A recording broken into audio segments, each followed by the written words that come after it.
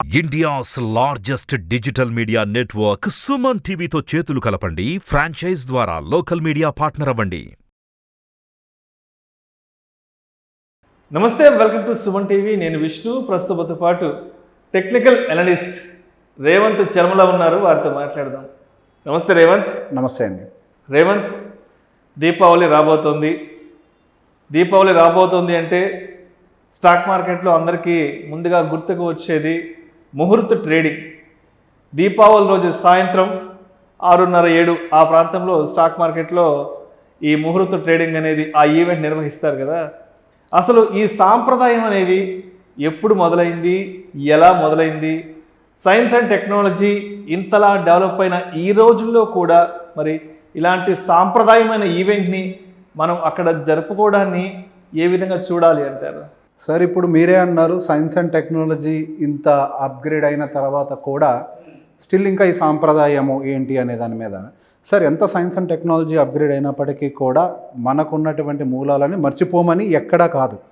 బేసిక్గా మనకున్న మూలాలని మనం దృష్టిలో పెట్టుకొని మన అభివృద్ధి చెందడంలో భాగం కింద ఏమైనా చేయొచ్చు.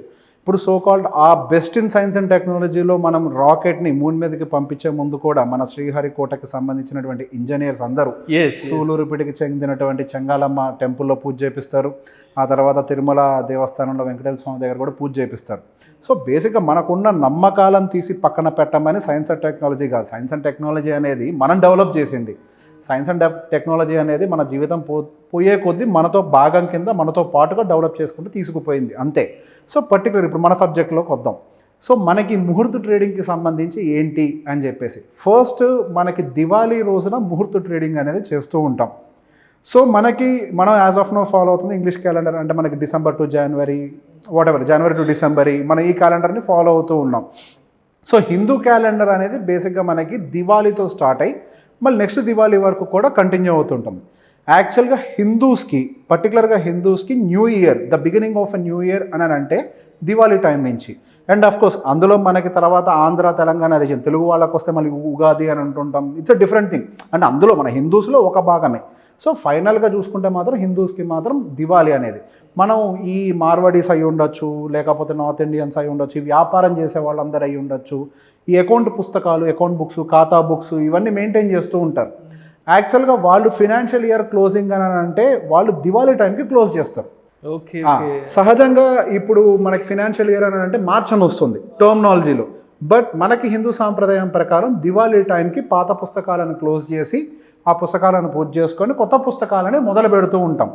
ఏమైనా అప్పులున్నా, మనకి ఇవ్వాల్సిన వాళ్ళు ఉన్నా, మనం ఇచ్చే వాళ్ళు ఉన్నా దివాళీ టైంకి అకౌంట్స్ అన్ని సెటిల్ అయిపోతాయి. ఖాతా పుస్తకాలన్నీ సెటిల్ డౌన్ అయిపోతాయి. సెటిల్ డౌన్ అయిన తర్వాత ఫ్రెష్గా స్టార్ట్ చేస్తుంటాం. సో పర్టికులర్గా బిజినెస్ అంటే వ్యాపారం చేసే వాళ్ళకి, పెట్టుబడులు పెట్టే వాళ్ళకి దివాళీ అనేది చాలా ఆస్పిషియస్ డే. అంటే లక్ష్మీ అమ్మవారు డైరెక్ట్గా మనల్ని అనుగ్రహిస్తారు అనే ఒక సెంటిమెంట్ అనేది ఎప్పుడూ ఉంటుంది.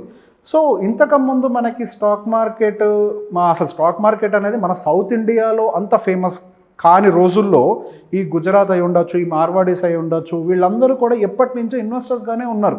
మార్కెట్స్లో డబ్బులు పెట్టడము, షేర్స్ కొనటము. అండ్ మోర్ ఎవర్ ఆ రోజుల్లో మనకంత పేపర్ మీద ట్రాన్సాక్షనే జరిగేది.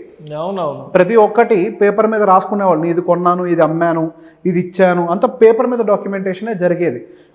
ఇప్పుడంటే మనకు అంత కంప్యూటరైజ్డ్ అయిపోయింది ట్రాన్సాక్షన్. కానీ సో ఆ పుస్తకాలన్నింటినీ కూడా దేవుడి దగ్గర పెట్టి మా పూజలు చేసుకోవటము.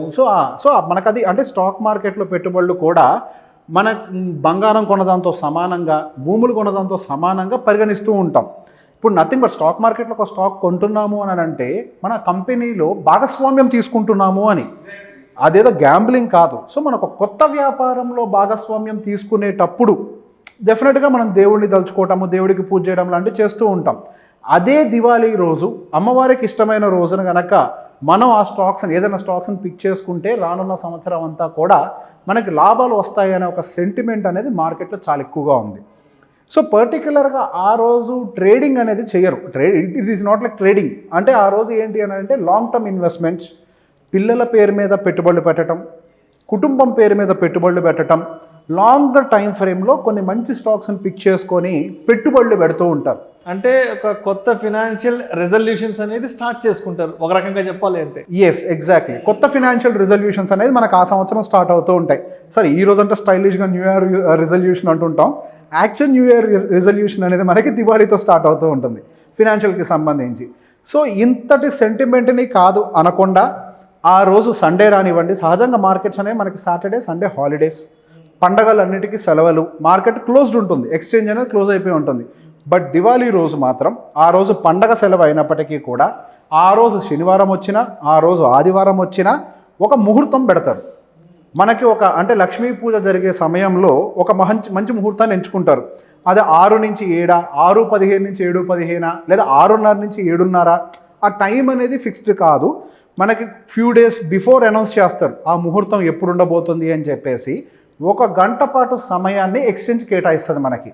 సో బేసిక్గా ఈ ట్రెడిషన్ని బిఎస్సి, బాంబే స్టాక్ ఎక్స్చేంజ్ 1957లో స్టార్ట్ చేసింది. ఆ తర్వాత ఎన్ఎస్సి దాన్ని 1992లో అడాప్ట్ చేసుకుంది.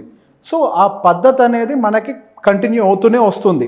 సో రెగ్యులర్గానే మనకి ప్రీ మార్కెట్ ఓపెనింగ్ ఉంటుంది ఒక 15 నిమిషాలు. ఆ తర్వాత ఒక 1 అవర్ పాటు మాత్రం మనకి నచ్చిన స్టాక్స్ని పిక్ చేసుకోవడానికి కొంత సమయాన్ని అయితే మనకి ఇస్తారు. The purpose of that is not to trade, is to invest in the long term. So దీనికి సంబంధించి కూడా కొన్ని అడ్వైజర్స్ టిప్స్ ఏంటో కూడా చూసుకుందాం. అంటే మనం ఏం స్టాక్స్ రికమెండేషన్ చెయ్యము, కాకపోతే మనకి ముహూర్త ట్రేడింగ్ అనగానే అది దగ్గరలోకి వస్తుంది అనగానే యూట్యూబ్ నిండా దేవుళ్ళు వెలిసిపోతారు ఒకేసారి. ఆ స్టాక్స్ కానండి, ముహూర్త ట్రేడ్ స్పెషల్ స్టాక్స్ అని. ఆ ఒక్క రోజులో బేసిక్గా మారిపోయేది ఏం లేదండి, ఏం మారిపోదు. మీరు గత 10-12 సంవత్సరాల డేటాను మీరు గమనిస్తున్నట్లయితే ముహూర్త ట్రేడింగ్ రోజు మార్కెట్ ఎప్పుడు నెగిటివ్లో క్లోజ్ అవుద్ది. ఆ రోజు సహజంగా వాల్యూమ్స్ ఉండవు మార్కెట్లో. అంటే ఈ ఎఫ్ఐఎస్ అవి ఉండొచ్చు, వీళ్ళెవరు పెద్దగా ఏమి పెద్దగా ట్రాన్సాక్షన్ చెయ్యరు. జస్ట్ మనం ఎవరైతే ఇన్వెస్ట్మెంట్ చేయాలనుకుంటున్నారో వాళ్ళు మాత్రం, అంటే రీటైల్ పార్టిసిపేషన్ ఉంటుంది, ఇన్స్టిట్యూషనల్ పార్టిసిపేషన్ పెద్దగా ఉండదు మార్కెట్లో. సో వాల్యూమ్స్ చాలా తక్కువగా ఉంటాయి. సో మనము అడ్డగోలుగా ట్రేడింగ్, ఇంట్రాడేలో ట్రేడింగ్ చేయడం లాంటివి పెట్టుకున్నాం అనుకోండి, ఇది ట్రేడర్స్ కోసం చెప్తున్నటువంటి సూచన. ఆ రోజు అసలు 80% ట్రేడింగ్ చేయకండి. That day is not meant for trading. ఆ రోజు లాంగ్ టర్మ్ ఇన్వెస్ట్మెంట్ సెంటిమెంట్ కోసం చేయబడింది.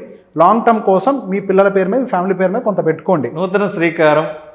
నూతన శ్రీకారం, ఒక కొత్త పెట్టుబడి, కొత్త వ్యాపారంలో ఒక కొత్త పెట్టుబడి అనుకోండి. బై ఎనీ ఛాన్స్ ఆ రోజు కనుక మీరు లాస్ట్లో క్లోజ్ అయ్యారు అనుకోండి ఇంట్రాడే ట్రేడింగ్లో, మీరు సాయంత్రం పూట దివాళీ రోజు మీ ఫ్యామిలీతో ఎంజాయ్ చేయాల్సిన వాళ్ళు ఆ డే అంతా స్పాయిల్ చేసుకున్న వాళ్ళు అవుతారు. చేసుకుంటాం అనవసరంగా ట్రేడింగ్ అది. ఎస్, మీరు ఆ సెంటిమెంట్ని ఆ ఇయర్ అంతా కంటిన్యూ చేస్తారు, దివాళీ రోజు నాకు లాస్ వచ్చింది అని చెప్పి. సో బేసిక్గా ట్రేడింగ్ అనేది అడ్వైజబుల్ కాదు. మార్కెట్ బై డిఫాల్ట్గానే హిస్టరీలో నెగిటివ్లో క్లోజ్ అవుతుంది. సో మీరేదో పాజిటివ్లో క్లోజ్ అవ్వాలని ఎక్స్పెక్ట్ చేయడానికి అనవసరం. ఈ లాంగ్ టర్మ్ ఇన్వెస్టర్లకు కూడా ఒక సూచన, మార్కెట్ ఓపెన్ అయిపోయిన వెంటనే టక్కన కొనేయాల్సిన అవసరం లేదు. కొద్దిగా టైం తీసుకోండి. లాస్ట్ ఒక 15 మినిట్స్లోనో లేదా లాస్ట్ హాఫ్ అన్ అవర్లోనో. చెప్పాను కదా, మార్కెట్ హవెవర్ కొంత డౌన్కి రావడానికి ఎక్కువ, అంటే మన హిస్టరీ అది చెప్తుంది. ఈసారి కూడా జరుగుద్దని చెప్పట్లేదు, హిస్టరీ అది చెప్తుంది. కాబట్టి last half an hour to 15 minutes time frame ఉన్నప్పుడు కొద్దిగా ఇన్వెస్ట్ చేసే ప్రయత్నం చేసుకోండి. అప్పుడు క్యాప్చర్ చేయండి హడావిడి పడకుండా. సో ముహూర్త ట్రేడింగ్ అనేది for investment, is not for trading. And ఆ లక్ష్మీ అమ్మవారి కటాక్షాన్ని మనం ఆ టైంలో ఇన్వెస్ట్మెంట్ చేసుకొని కొంత తీసుకోండి. మొత్తం డబ్బులు ఒకేసారి పెట్టకండి. సెంటిమెంట్ కోసం కొంత పిక్ చేసుకోండి, కొంత పెట్టండి, తర్వాత కంటిన్యూ చేసుకోవచ్చు మనం. Thank you so much Revanth.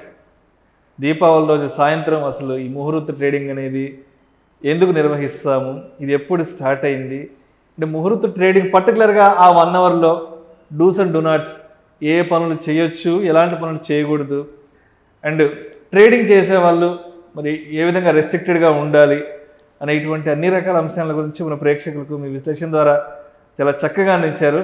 Thank you so much Revanth. Thank you అండి.